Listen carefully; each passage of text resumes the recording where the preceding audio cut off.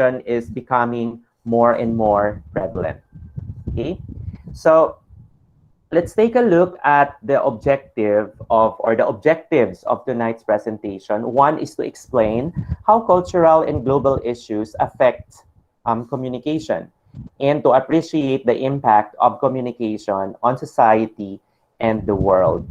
Okay, so let's start with this simple activity. How do you relate this to globalization? So can you please make a sort of reflection on this particular figure in relation to communication and globalization? Can you make a reflection of the message that is being conveyed by the symbol here or by the picture here? What does it tell us? Yes, Lajimi. Good evening, sir. Hello, good evening. Pati nga continue, sir. Nag-ulit Yes. sa gwa. Yeah, go ahead. It's okay. So, good evening, everyone. This picture shows that the evolution of um, the evolution of our communication is in our hands. Okay, that is so that is so true. And as you can see here in the picture, this globe here is in the hand of the person, which means that communication nowadays has become even more and more efficient. Even if we are living far from each other, communication is not only done face to face. There are a lot of ways we can communicate. Last time we talked about the different channels of communication, right? We have telephones, we have smartphones, of course, we have face to face, we have internet, we have SNS, and many others. So because of these available resources that people can take advantage of, communication has become even easier and simpler for us to navigate. That is why nowadays, as I have mentioned earlier, relationship can thrive even if two persons live in different worlds. That is through communication, and with the use of technology as a tool, as a channel for communication, then it's possible for us to continue communicating even if we are far from each other. And that's how beautiful globalization is, and how beautiful communication is in the context of globalization. If people know how to take advantage of the available resources, not to harm it or not to harm them, but to take advantage for the purpose of course, peaceful communication, understanding, and also with establishing good relationships with one another. Now, what do you think has contributed to the easy access and exchange of information these days? I've made mention earlier about the use of different communication tools, right? We have social media, we have telephones, we have internet. So all of these advancement in technology have contributed to the successful and also easy access and exchange of information nowadays. Okay? So in transacting or communicating in a global setting, what vital preparation must be done? So it is a rhetorical question that asks for an answer. In transacting or communicating in a global setting, what vital preparation must be done? So as I mentioned earlier, because of the advancement of technology, communication has become, even more accessible to all types of people.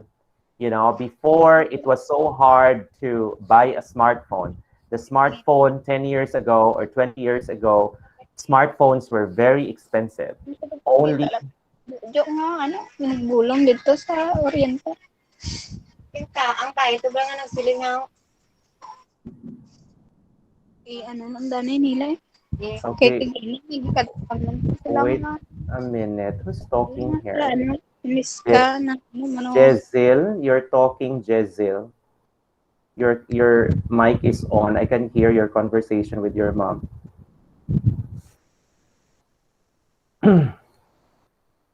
Okay, so actually this is one thing, no? Again, Preparation for global setting.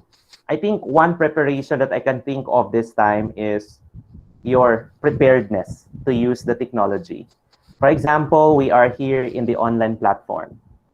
If someone is talking and then without you noticing it, your mic is already on and you are sort of distracting someone who is officially talking because of your being unaware of your present condition, do you think communication will become effective?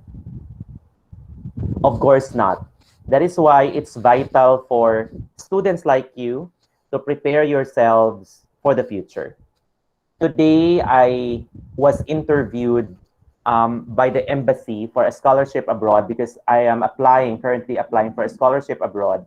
And I got shortlisted by the embassy for the scholarship. And one instruction that was given to us before the interview was to learn the features of Zoom application. Why is it important? For one, nowadays, because of the pandemic, we have realized that communication does not happen only face to face. That communication can happen also even in a long distance setup, like what we are doing now. If this is a long distance setup. And how do we prepare ourselves? Because communication nowadays, even abroad, for example, we can already engage in a virtual engagement such as this. So, what preparation must be done for us? For you, of course, you will become professionals one day. One thing that you must remember is that what are the virtual etiquette? Okay, we have that. We have online etiquette. We also have the netiquette. Okay, I have noticed that there are a lot of negativities on social media, even on YouTube, for example. Even at Miss Universe, beauty pageants, for example, even at sports events, there are a lot of negativities. Why is it so? Because those people are not educated on the powerful use of communication. We know that the words that we say are actually powerful, right? It can make or break. It can either make people love you or hate you.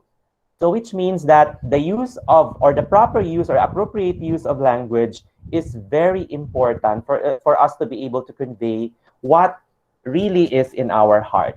And that is part of preparation for global setting, communicating in the global setting. Because one rule that I believe applies to all, the universal rule, is respect. And respect is nothing but listening, probably, to someone talking, and then wait for your turn before you speak. Because when you speak all together, you would not hear each other and there is no communication. Which means that in a global setting, we need to cultivate or to develop our skill on listening. Because only then, when we can really engage in an effective communication, if you have developed listening. Because listening is a sign of respect. Listening is a sign that you are listening or you are trying to capture, to digest, to reflect on the message that is being conveyed. And that is universal. People listen. Universal, that is a universal skill. People show respect. That is a universal skill. And before we can engage in a communication in a global setup, we need to learn all these things. Basic skills in communication, listening, and then showing respect to one another.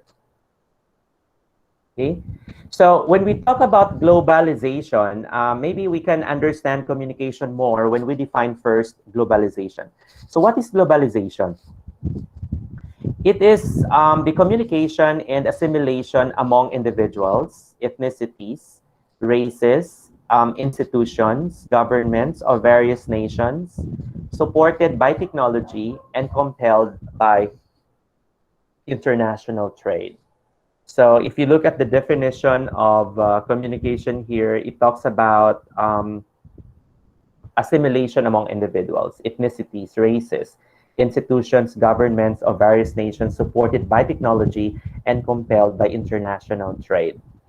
Nowadays, we are very lucky because we can at least experience, like, it seems like we live in a different country when we eat a foreign food, right? And we are so lucky because they are now available almost everywhere. That is because of globalization. Before, it was so hard for us to taste kimchi, for instance. It was hard for us to taste sushi. Okay, it was hard for us to taste American breakfast, for example. So, because of globalization, we are able to experience all these things. We can even watch Hollywood movies. It's very easy for us. We can also binge watch K dramas, for instance. We can listen to music of foreign artists on Spotify. So, which means that there are a lot of opportunities for us people nowadays to experience the services of the global community. And because also of the prevalence of IPOs, right? Like call centers, for example, even if you are in the Philippines, your clients are from the United States or from Europe or from Australia. So this is an example how the world gets closer because of globalization. And one very important element, one vital element for successful conduct of whatever business you do is good communication skill, okay, or are good communication skills. So this is very, I mean, these are important in a successful conduct of whatever business that we do. Now, when you talk about globalization, the more you expose or you are exposed to diversity, the valuing of uniqueness and differences in gender preference, color, age, religious affiliation, ethnicity, education, social and economic status, and political beliefs, which means that the more educated we become, the more we are expected to be more respectful. Like you are now studying in college. Probably before, when you see a Black American, you would definitely say, oh, negro, negro, right? You would say that. But don't you know that negro has a negative connotation? It is actually what do you call this? It's a discriminating word because negro actually refers, or negger refers to slaves during those times, when Black Americans were not given yet equal access to all services in the United States. So, which means that if you use that term to describe a person, even those chinky eyes that you would say, oh, yeah, you would describe it like he's Asian looking. So even if you say that, it can sometimes mean it can sometimes send negative signals, or negative signals to someone, which means that now for you to be able to say something appropriately, we have to consider the political correctness of the statement. Okay, so we always have to think twice first before saying something, because that statement might be stereotypical, or that statement might be discriminating. So that is why in a global setup, in global communication, we have to be very sensitive. And for us to be able to do that, we have to value uniqueness and differences in gender preference. For example, we have LGBTQ, people like growing in number. So we have to also respect that. Color, some of us are black, some are brown, some are, fair skinned. So all of these people should be respected. Age, okay, regardless of age. Even if you're young, even if you're middle aged, even if you're old, everyone should be respected. And you should not be bullied because of your religious affiliation or because of your ethnicity. or because of your education. I have noticed that in other countries, for example, Japan, I stayed there for a couple of years. I've noticed that when a farmer talks, for example, in front of the crowd, people would listen, okay? And the way they listen to someone talking is quite genuine. In the Philippines, it's very interesting. When you talk in front on a face-to-face gathering, for example, many people are busy with their smartphones. Okay, I know you've noticed that. Maybe some of you now, well, I cannot see you, but I guess many of you are very attentive, but some of you are probably busy with something else, and that is forgivable because we are now conducting this virtual engagement. But with face-to-face communication, when someone is talking there, a very important thing, and you are busy with your phone, with whatever business you're doing, that is not valuing uniqueness and differences of an individual.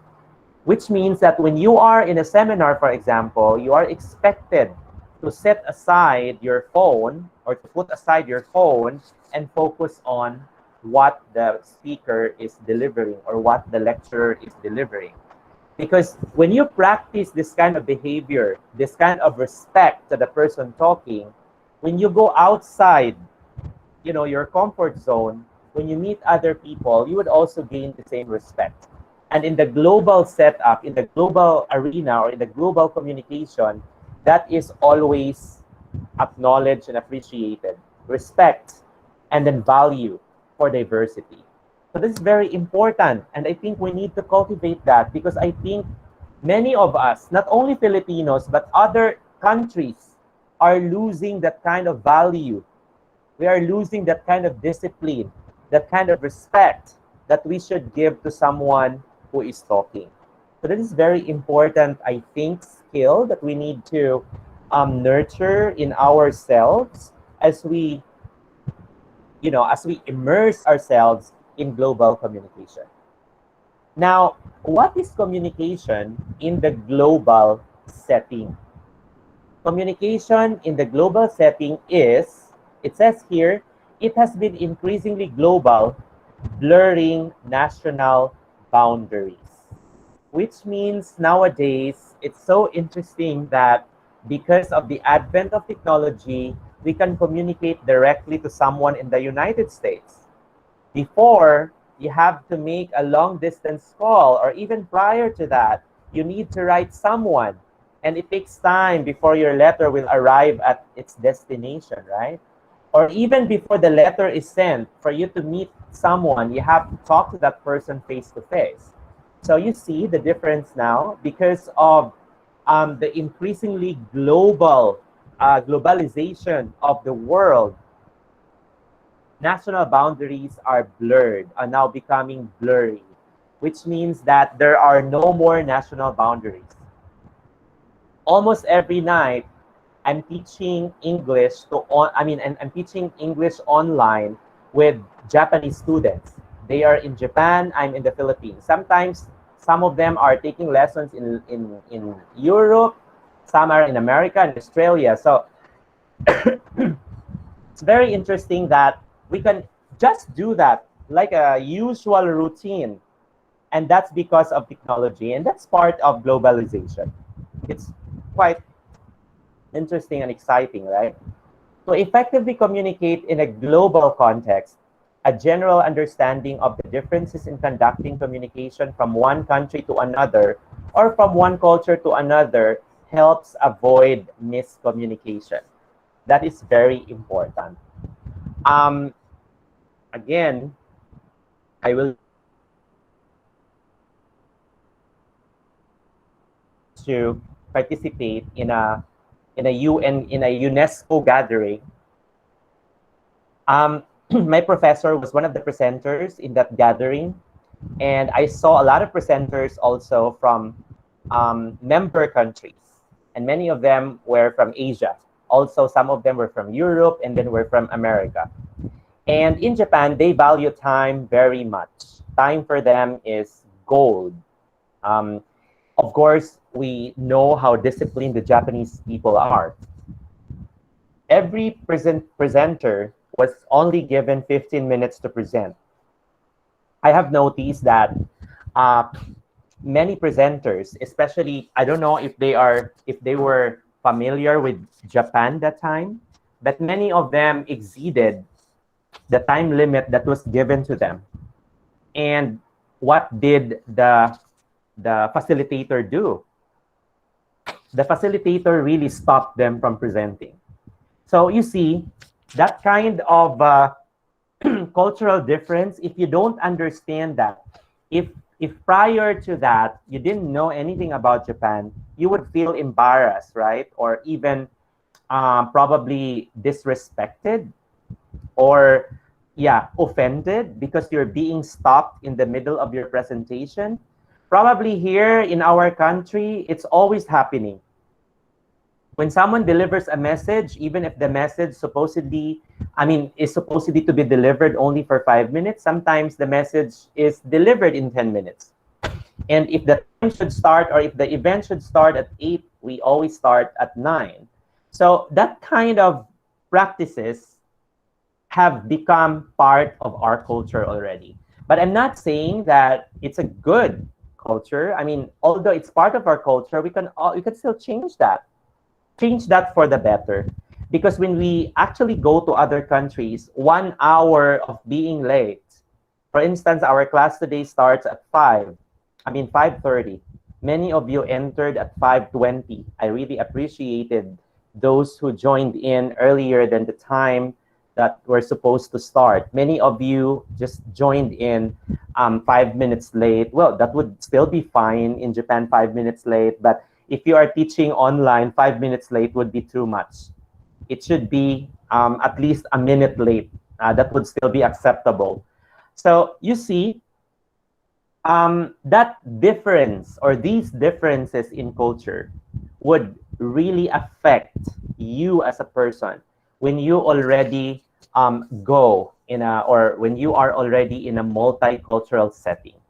That is why the way you conduct yourself, of course, one country from another, we have differences, right? And for us to be able to avoid miscommunication, we have to learn the culture of that country, especially if we are a visitor of that country. So we need to learn their culture. But I'm very glad because most Filipinos who go abroad are actually adapting quickly with the kind of culture or the cultures that those countries have. But interestingly, when they come back in the Philippines, they would go back to their own selves. Probably part of our adapting the culture also in the Philippines, right? So that's very interesting thing to ponder on. Now, these are the possible cultural barriers to communication. So we need to look into these because probably we can mitigate, or we can sort of alleviate the negative effects of these barriers if we know them and we can address the problem right away. So one barrier to communication is cultural relativism. What is cultural relativism? It happens when um, you try to judge someone based on your culture. Okay? So if you judge someone based on your culture, for example, in some countries, wearing tattoos, for example, are okay. But in the Philippines, wearing tattoos would be different, right? So maybe we have this connotation that if someone is covered with tattoos, that person might be an ex-con, right? Oh, you're an ex-convict. You have many tattoos, right? But in some other countries, they have this culture of wearing tattoos, right? They have a lot of body tattoos. Why is it so? Because of cultural differences. So in their country, it is acceptable. In our country, is not acceptable. So therefore, we should not use our own culture as a yardstick or measurement in evaluating whether someone's culture is good or bad. Number one is respect. That is very important. So you see, the differences in culture sometimes can cause differences when we try to use our culture as the criteria, okay, or the practices or as criterion in judging someone else's cultures. So we have to avoid that. We should not do that. And for us to be able to do that, we have to respect someone's cultures. We have to study their culture, right? In some countries, they eat this and that. For example, insects, they eat insects. Well, in the Philippines, we also eat insects. Some restaurants do serve exotic dishes, but not as common as it is in Thailand, for example. So they sell worms and roaches on streets. So I visited Pattaya once and also in Bangkok. That was in 2016. Yeah, I was with my friends, with my colleagues. And then we saw a lot of street foods being sold on the streets. And we found out that many of these street foods were actually insects. And you see, people love to eat them in there. Of course, we tried some as well because we wanted also to immerse ourselves with their culture. So, which means that I understand that some of you may not like the idea of eating insects, but there are ways on how to say no without um, causing offense to the someone who is offering you the dish, right? So if here in the Philippines we don't eat this, then you can just simply say, okay, you can if you're brave enough, you can try a little bit. But if you're not brave enough, you can just politely say no. So which means that cultural relativism can be overcome when someone shows respect to the culture of someone and does not use his own culture as a measurement in judging someone's culture. Okay. Next is lack of knowledge of others or other cultures. Okay. I think this is something that is quite common. Ignorance, right? And I know that it's not easy for us to learn someone's cultures, especially if we don't travel a lot. But the thing is, we can see a lot of materials online. And if you want to study someone's culture before going to the place, that would really come in handy. Every time I travel outside the Philippines, for example, or even inside the Philippines, within the Philippines, I always research for probably practices in that particular place.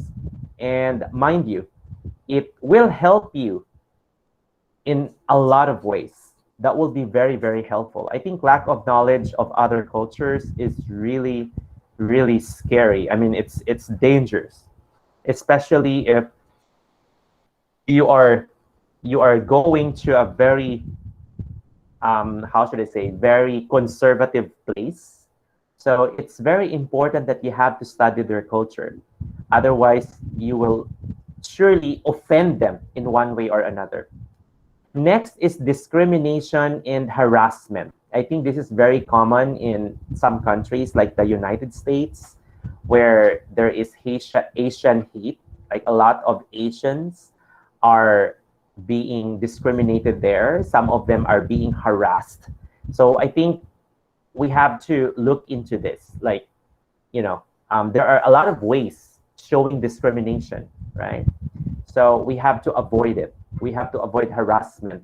We have to avoid discrimination. And the last here is language differences, okay? So again, language differences, I know that we are familiar with this already because just being in the Philippines, we have a lot of languages here, maybe 60, like 60 languages, like the major languages, but we also have minor languages. So which means that all in all, we have more than 100 languages and dialects in the Philippines. That is why living here is by itself an example of a culturally diverse community because of the different cultures that we have. And the best way for us to overcome this barrier in language, you don't have to learn their language, the Ilocano, the Bicolano, the Cebuano or the Hiligaynon if you don't speak them, for you to be able to communicate with them. Although that would help a lot if you take time learning the language, but just studying their culture, okay, you can still be able to show some respect. And communication, effective communication, and successful communication can still be achieved. I have attended a lot of national trainings in Manila, in Cebu, and many other parts of the Philippines. And I met people from different places, Mindanao, Visayas, and Luzon. And the only language that we can use for us to be able to understand each other is Tagalog. So we speak in Tagalog, in Filipino. And even if we come from different backgrounds, we are able to understand each other. Although there are times that I have a hard time understanding them, especially if the culture is totally different from yours. But I think respect is the key towards achieving successful communication. So again, everything boils down to respect. Everything boils down to listening. Everything boils down to valuing and appreciating cultural diversity. Okay, so Krizan in 2014 presented some strategies to become effective global communicator. Now we have seen the barriers to communication. One is cultural relativism, lack of knowledge of other cultures, discrimination and harassment, and finally is language differences. Now, for us to be able to be a global communicator, an effective global communicator at that, we need to learn some strategies on how to improve our communication skills. Okay, let me start with the first one. One here is to review communication principles. In communication, again, as I mentioned earlier, we need to establish relationship. And for us to be able to do that, respect should be, should be practiced. Respect and valuing, like valuing diversity, right? When you talk about communication principles, last time we talked about components of communication, right? We have the sender, we have the message, we have the receiver, the channel, the feedback, etc., etc. We can always go back to that. And if we think that we lack certain skills on this particular aspect, you need to cultivate that, because that would help you improve your communication skills, especially when you are dealing with diverse audience with different cultural backgrounds. Second is to analyze the message receiver. As I mentioned, sometimes I forgot if I told you this, but when the message is spoken, sometimes the tone of the speaker can send the message, as well as the facial expression of the speaker can give us the idea, the kind of message that is being conveyed, right? However, if the message is conveyed on a written, for example, format, it would be hard for us to interpret it, because we have to rely on the words, also the punctuation marks, and probably some other, mechanics that we look into in writing. So, which means that when we analyze the message, it's very important that we are in the same context, because there are a lot of communication principles, components that we have to consider. Am I in the right context? Am I interpreting the message in the right context? So, which means that you have to consider all these. And analysis is very important. Careful analysis, especially when you are dealing with a very sensitive information or message. Be open to be open to and accepting of other cultures, which means that there are cultures in other countries which may sound absurd to us. For example, this is something that may be offensive to you, but we have to. I have to give this as an example. For example, in in in in the Philippines, circumcision is a must for males, right? That is partly because of our religion. But in Europe, circumcision is an option, which means that there are many European males or male Europeans who are uncircumcised. Okay? If you are mocking someone because of that, then that is already becoming a barrier to communication. That is discrimination and at the same time harassment, lack of knowledge of other cultures. So it doesn't mean that they are like this and that, they are less of a human compared to us. So which means that we have to look into that. These are two things that we have to consider. Here, we value this, but in their country, it's a different thing.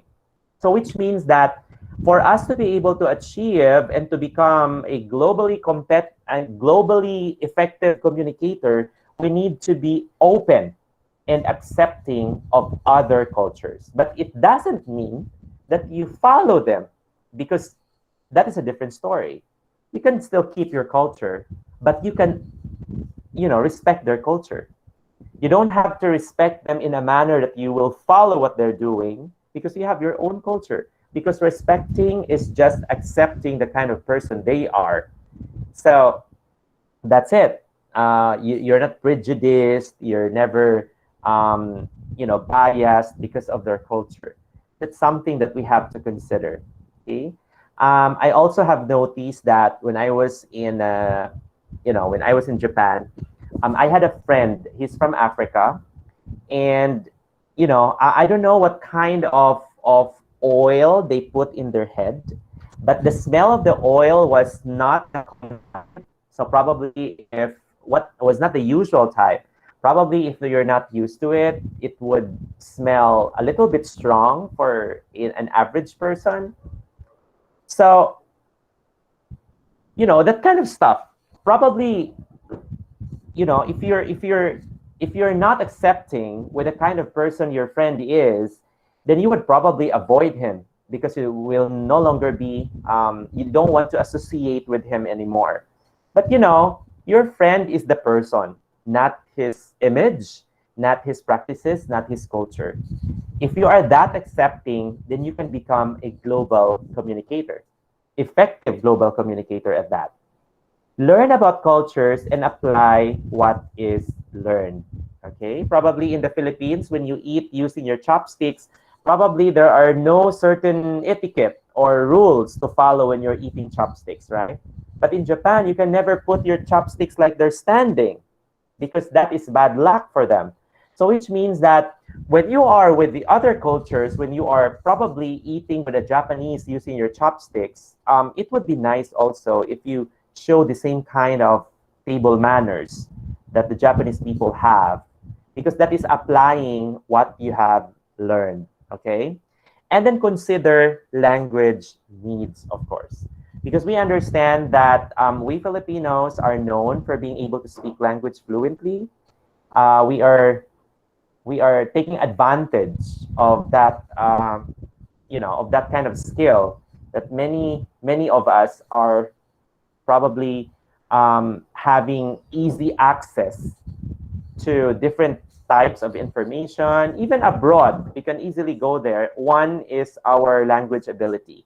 So when you are talking, for example, with Chinese or Japanese, or someone whose language is not English, the native language is not English, maybe students in remote areas where English is barely spoken, we have to make use of, we have to consider their language needs, which means that probably we can speak not 100% English, maybe 80% English, even in an English class. I did that when I was assigned in a remote school here in here in Cabancalan City, before I got promoted to the division office, the supervisory position. So which means that when we are dealing with people, we always look into their needs, their language needs. So if they are professionals, then you can speak straight English or throughout. But if they are not so familiar with English, then you can lower down your language. Perhaps you can make use of the vernacular so that you would be understood. Because again, the purpose of communication is the message will be successfully conveyed. And for you to be able to do that, the gauge is understanding of the message. So which means that language needs should always be part of your considerations when you are communicating with diverse cultures. Okay? So this is the last activity that I want you to do. This will be your assignment actually, and this will serve as your quiz. This is our third quiz already because the first quiz was the orientation, second quiz was our lecture last time, and the third quiz is this. What you're going to do is to watch the video, Writing a Web for Global Good. So I will send you the link of this video via group chat. And after watching the video, you're going to make analysis of the video by using these guide questions. One is, what global issues have emerged because of communication? Okay, again, what global issues have emerged because of communication? And then second, how can effective communication and language use contribute to the creation of a truly global society? And you are going to present that using a meme, okay? So I want you to create a unique meme, okay? Wait a moment.